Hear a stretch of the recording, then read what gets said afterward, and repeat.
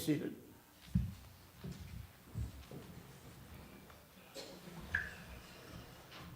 Well, good morning, Emmanuel, again. And thank you so much, Karen, for helping us out with this.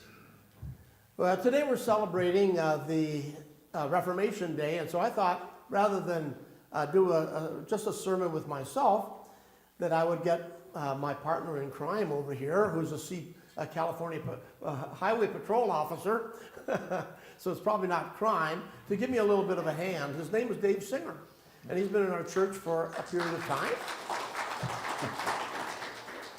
And in a couple, 3 years, Dave, I think you're going to be retiring and then moving on to new things. And one of the things he's considering, he feels like he's being called to God into the ministry. And as we did with Gary Gerloff some years ago, so now me and the future pastor kind of take Dave under our wing a little bit, show him the different elements of what pastoral ministry is all about, including the preaching function. And so this is his first time to do a little something with me on that score. And so we welcome you and thank you for being willing to assist. So what we're remembering what took place on October 31st, 1517, is that Martin Luther, a Roman Catholic monk and a professor, posted a disputation on the power and efficacy of indulgences on the castle door of Wittenberg, Germany. Wait a minute, Pastor. That's kind of some highfalutin words there. The power and efficacy of indulgences? Well, what I'm trying to say, 95 Theses, Dave. Yeah, that's what I probably should have said. Little did he know that the actions that he would do that day, pounding the nail into that door, which was common, would have such a profound effect. So 95, that's quite a bit of grief, right? 95. What exactly was the cause of all this? Well, it was an interesting time in the church history. The Roman Catholic Church was building a St. Peter's Cathedral. Very nice. The Crusades had taken a lot of money against the Turks, against the Muslims, and the Pope that was in charge at the time was looking for ways to get some extra funds for ministry. And so he thought, maybe I could sell something called indulgences to help people get out of purgatory a little faster. Wait a minute. Purgatory? I didn't think we even believed in something like that.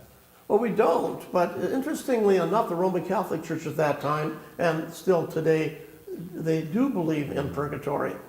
And this is because sometime during the Middle Ages, they incorporated into their Bible what we call the Apocrypha. So they have different additional books to their Bible.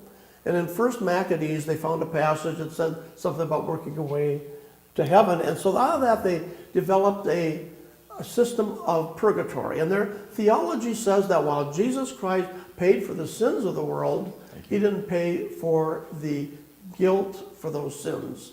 And so you have to work your way to righteousness by doing certain sacramentals like Hail Marys or going to the priest for a penance and that sort of thing. And still, it's unknown that when you die, whether you're going to get to heaven or not. You may not have received from the church enough sanctifying grace to make it like a saint would, to make it straight to heaven. So if you have a deficit of sanctifying grace to get to heaven, you haven't quite done enough, which is believing in and good works, then you have to earn the rest in a place called purgatory, an interim state before you get to heaven. And you could buy that type of thing. I mean, it sounds a little unreal here in the modern day, and selling something like indulgences seems like it might be a little inappropriate for a church to do. Well, it really is.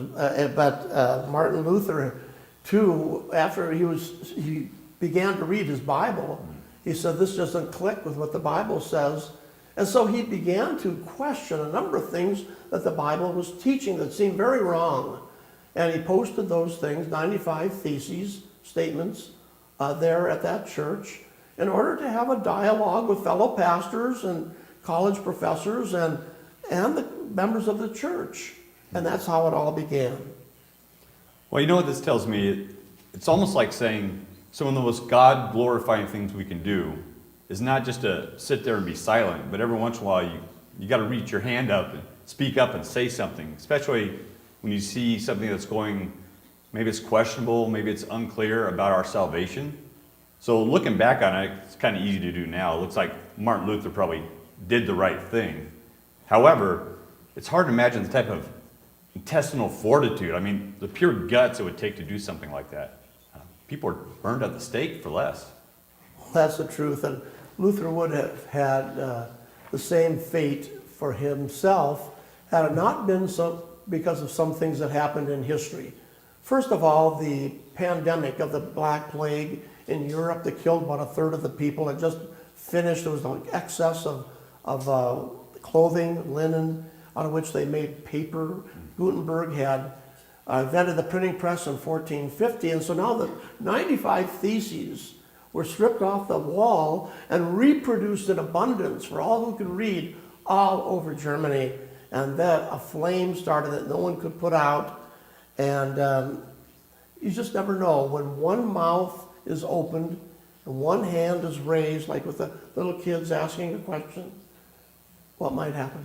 Well, I think that's what we learn as Christians. It's something we're called upon to do, to witness to the truth, and we are called upon to speak up. And this is especially true when the world or our nation is going so sideways, where sin is so